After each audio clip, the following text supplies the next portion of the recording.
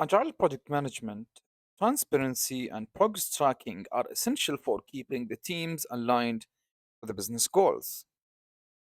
Burnup and Burndown charts are two powerful visualization tools that helps the teams to monitor the progress, also identify the trends and forecast the project completion. As high-level Burndown charts shows the remaining work over time, which helps the teams to understand how much work is left. On the other hand, you have the burn down charts, which displays both completed and total scope, making it easier to see the progress and scope changes. Using these charts allows the agile teams to track the sprint and release progresses, also proactively managing the risks and adjust the plans accordingly. And to start first with the burn down chart, and the burn down chart is a time series graph that represent the remaining work in a sprint or a project. It helps agile teams to assess whether they are on track to complete the work within the given time frame. And as you can see that the burn down chart, it consists of X axis, which it shows the time to present the duration of the sprint or the project. You also have the y-axis, which shows the work remaining. It's typically measured in story points, sometimes in hours or task counts. You also have two lines: the ideal time, which is the ideal progress line, which considered as a guideline showing the expected work completion. As you could see, it's in the blue color. And the actual progress line, it reflects, let's say, the actual let's say progress. So it's like showing you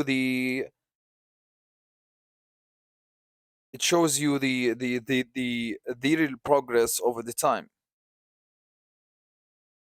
So if the actual progress, if the red line lags behind the ideal time, it indicates some delays, and if it drops steeply, it may indicate maybe underestimated work. So it's very important, to track all of these metrics in order to understand the expected work completion, and you can compare it with the actual progress line. As you could see, it's in the red. So the blue is the ideal time which was expected to follow, and the actual progress line here is the red one, which, as you could see, at the end of the sprint, it has met the sprint.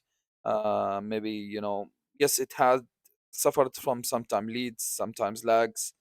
You know, it was lagging sometimes before, but as you could see that it has achieved, let's say, the sprint goal in terms of meeting maybe the number of story points that it was supposed to, uh, you know, to to accomplish. When it comes to the Burnup chart, so the Burnup chart addresses the major limitation, of the burn down chart by providing a visibility into both completed work and total scope. And the total scope here, you can see it as the total number of story points that you have in our case. As you could see that we have a total scope of 120, let's say, story points. And as you could see that from iteration 0, there were no story points were completed. Iteration 1, only 6, let's say, story points where it was completed. Then you have iteration 3, 18 points, 31 and 50 or 45. And as you could see that there is a trend of that the work is proceeding. And if this iterations continue, it's gonna meet the 120, let's say, total story points, as you could see. Because the trend and story on in iteration 0, it only it hasn't delivered anything, because it's called, let's say, iteration Z, where all of the experiments run, all of the team focuses on, setting all of these tools, understanding the goal itself. It's like for more experimentation iteration. But the work, as you could see from iteration 1, it started to deliver 6 story points, and then you have on iteration 4, you have 31 points were delivered. Iteration 6, you have 57. So as you could see that there is a trend, towards completed work here compared to the total one.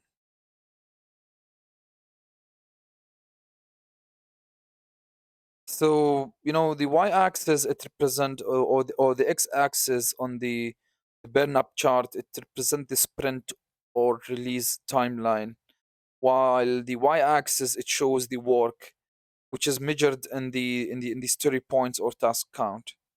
And the total scope line, which is in the blue one, as you could see it shows the total amount of work to be done. On the other hand, you have the completed work where it's in the red color. It shows or it tracks the progresses in the completing tasks. Unlike the burn down charts, the burn up chart, it clearly show when the scope increases, and which is useful sometimes in agile projects where the requirements keeps evolving.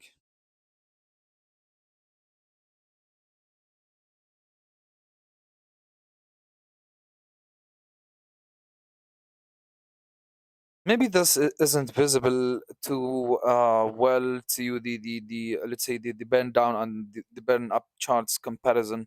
But to summarize the key differences between them in terms of the feature of having the burn down chart, it helps you to track the completed work. Also the burn up chart as well. When it comes to tracking the scope changes and the total scope, the burn down does not do a good job, but the burn up chart, it can help you to track this total scope and the scope changing, the scope changes. When it comes to the simplicity of reading and the simplicity of interpreting, it's easy for both of them, the burn down and the burn up chart. Which one is ideal for fixed scope? The one which is ideal for fixed scope projects, it's the burn down charts. When it comes to the evolving scope project, the better ideal the chart it's used for the burn up chart. So burn down charts are effective for tracking whether the teams are completing the work at the expected rate, while the burn up chart, it provides better visibility onto the changing requirements and scope creep. How to, let's say, read and interpret the where or the burn down charts. So the burn down charts can exhibit have different, let's say, patterns. You can read different patterns through these burn down charts. So if there is a steady decline, it indicates a well planned and balanced work. As we have seen on the previous session, where we have seen not a steady decline, but it was moving towards to complete, let's say, the number of story points. So it indicates a well planned and balanced work. When you could see that there is a flat line, there is no, let's say, decline, where it only shows that it's a flat line. So it means the work isn't being completed, which is signaling some blockers or bottlenecks. Also, when you can see a sudden drop means the work was underestimated or too much, let's say, was completed at once. So think of that you were supposed to complete maybe every week during the let's say 2 week sprint. Every 2 days, they were supposed to complete five, maybe story points. And then you could see that you have done maybe 10 story points within one day. That means that there will be a sudden drop, and that means the work was underestimated, um, you know, and or too much work was completed at once. When it comes to upward spike, and the upward spike, it's like it shows the additional work that was added mid the sprint, indicates some scope creep. So think of where we have seen let's say, the burnup chart, where we have seen that it was steady moving. Let me just go back to it. Yes, so here, so as you could see that here the planned work. So the work here, it shows that it was supposed to be at 100, and on iteration 8 it met the 100. However, there was some drop, as you could see here, that there is a jump of 20 more story points. So that means that there are some additional requirements or scope creep, in this sprint, where it shows that there were some more story points that were added to the sprint, as you could see it here in the blue section.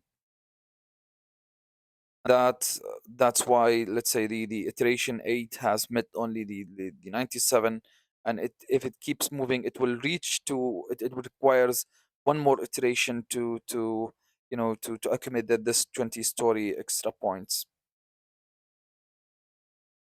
And as we could see here, that when we were reading the burn down chart, we could see that there's a steady, yes, there are some drops here, but as you can see that at the end of this sprint, it has met the, let's say the number of story points that it was supposed to achieve, which is 90%. Like, it was a steady move, you know, from day 1 to day 10.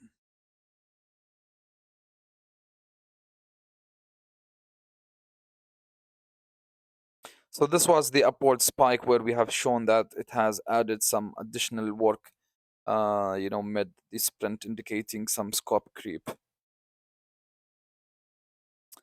Now let's see how we can, read the burn-up chart, and how to interpret the burn-out chart. So the burn-up chart, it helps teams to see if they are making progress in despite of the evolving requirements.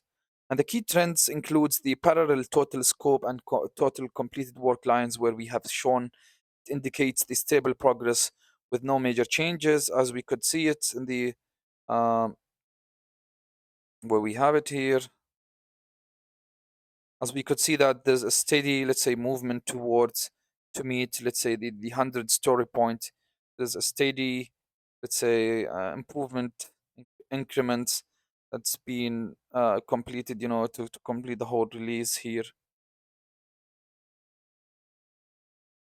And you have the diverging lines, which is, it shows the scope creep, where we have seen that you have here. This means that there's some additional requirements or additional features were added mid the let's say the sprint. So this is a sign of scope creep. We also have the flat completed work line, where it indicates potential roadblocks or unplanned work, where we haven't seen it here in our case. And that means maybe you have an iteration 0 or iteration 1, and from iteration 2, maybe the iteration 2 has faced some blockers. So this line did not kept going up. It can flat here, as you could see here. So it shows that the iteration 2, 3, 4, 5, 6, it has stuck at 18 story points, and where you need to take an action to understand what exactly the blocker is, so you can take an action based on these burn down and burn out charts. So this is how we can, interpret both of these charts, effectively, to help avoid these, to track the progress of your team, and to identify any scope creep or any bottlenecks that you need to deal with. So how we forecast the completion using the burn down or the burn up chart. So by analyzing the burn up and burn down trends, the teams can predict the sprint or the project completion dates based on the actual progress and the trend. So if the work completion rate is slower than the expected, the teams then can now adjust the priorities to focus on high value tasks. Also, they can increase the team capacity if possible by adding maybe more cross functional teams. Also, by reducing the scope creep and reducing the events where the stakeholder or the product owner adds, let's say, more, features, or adds more requirements, or scope to your mid of the sprint, by negotiating the changes with these stakeholders and make them understand that these changes might, impact the sprint timeline and commitment.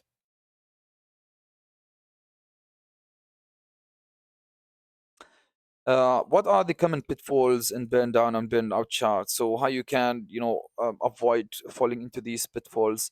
Teams often misuse the burn charts by ignoring the mid sprint changes in the burn down chart, which cause the scope creep, and it sometimes it make the or it causes the sprint not to achieve its goals, maybe by meeting a certain number of story points.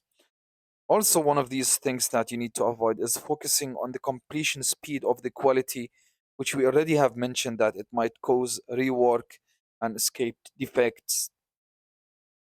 Also, one of these pitfalls that you need to avoid is failing to track the scope changes in the burn down chart. And the best practices here is to use the burn up charts alongside with the burn down charts to complete, let's say, to have a complete picture over your sprints. Now let's look at some of the best practices for using both of these burn charts in Agile. Use both charts for a holistic view, not only one, let's say, chart, to take a data only. Also, ensure that all of these automatic updates are happening during the, let's say, during the day. So these charts need to be updated daily for a real-time tracking. And these tools that we have talked about, like Jira and, you know, DevOps tool.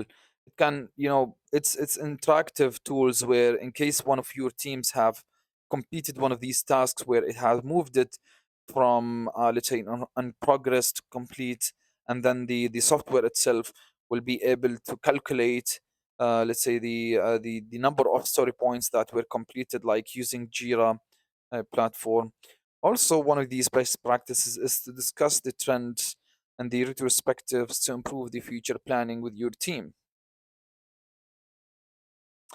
And to summarize our session on the burn up and the burn down chart here, we said we looked at the summary of each of these key burn up and burn down charts. We looked how to interpret both of them and how to read them. What are these indicators that it can tell us what action need to be taken, when to use each of these charts, and how to move to integrate both charts into agile workflows to ensure that you are having the transparency of your work and the progress tracking, to monitor the progress and identify the trends and forecast the project completion.